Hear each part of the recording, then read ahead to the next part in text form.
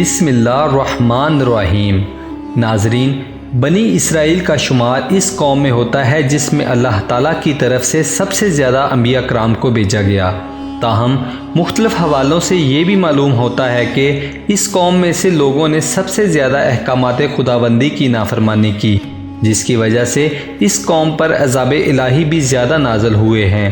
اس حوالے سے آج ہم آپ کو بنی اسرائیل کا ایک ایسا عبرتناک واقعہ سنانے جا رہے ہیں جب اللہ تعالیٰ نے ان کی صورتوں کو مسخ کر کے انسان سے بندر بنا دیا۔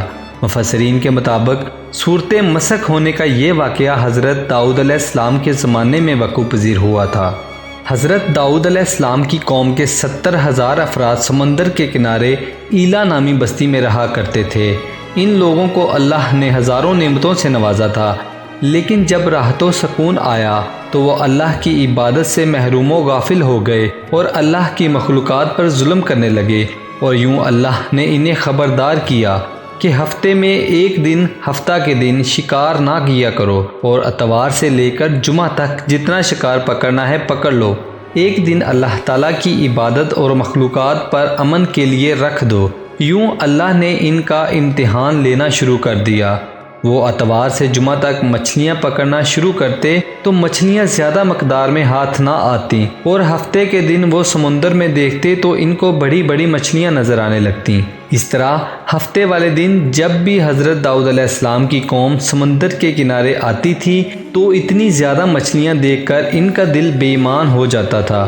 ان کے اسی لالچ کا فائدہ اٹھاتے ہوئے شیطان نے ان کو اکسانا شروع کر دیا اور کہا، پریشان کیوں ہوتے ہو؟ میری ترکیب پر عمل کرو، تم شکار سے کبھی محروم نہیں رہو گے۔ تو ان میں سے ایک نے ہفتے والے دن ڈوری کو کانٹا لگا کر سمندر میں ڈال دیا تاکہ کانٹے میں مچھلی پھنس جائے۔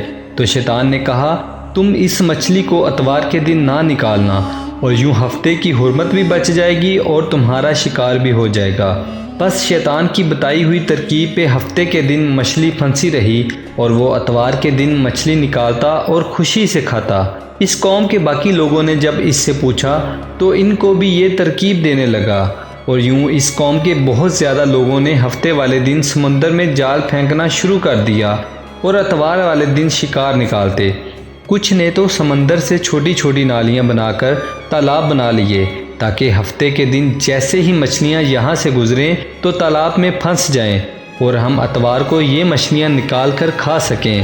اس گاؤں میں کچھ اللہ کے خاص بندے بھی موجود تھے جو کہنے لگے، اے لوگو، ہفتے کے دن اللہ تعالیٰ نے شکار سے منع کیا ہے۔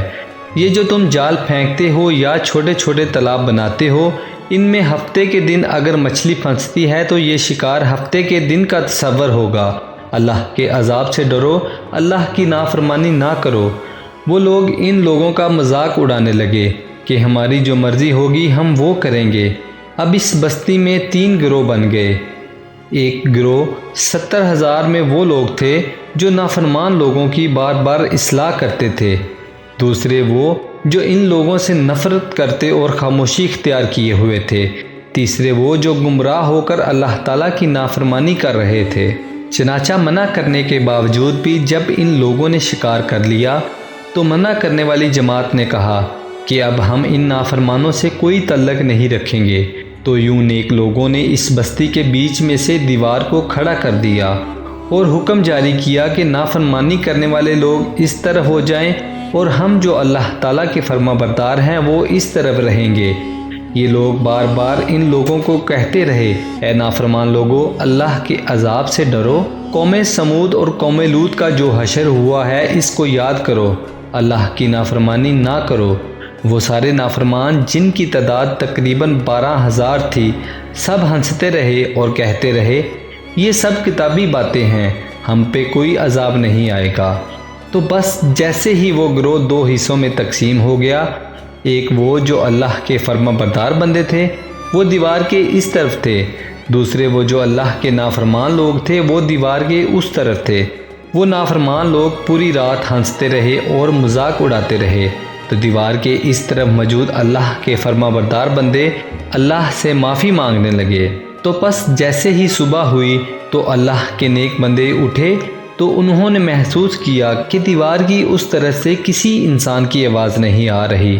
تو پس جیسے ہی دیوار کی اس طرف چڑھ کے دیکھنے لگے تو ادھر موجود سب نافرمان لوگ بندر بن چکے تھے اور بندروں کی حرکات کو انجام دے رہے تھے، اور جو صالحہ لوگ دیوار کی اس طرف تھے ان لوگوں نے ان بندروں میں سے کپڑوں سے اپنے اپنے رشتہ داروں کو پہچاننا شروع کر دیا اور چیخ کے رونے لگے اور اللہ سے معافی مانگنے لگے، لیکن جب اللہ کا عذاب آتا ہے تو آ کر ہی رہتا ہے۔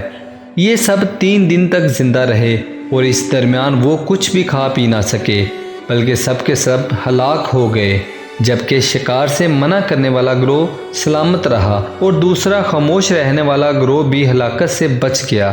ناظرین، یہ واقعات قرآن میں اللہ تعالیٰ نے اس لیے بیان نہیں فرمائے کہ یہ ہمارے لیے قصے کہانیاں ہیں، بلکہ اس لیے بیان فرمائے ہیں کہ ہم ان قوموں کے واقعات سے عبرت حاصل کریں۔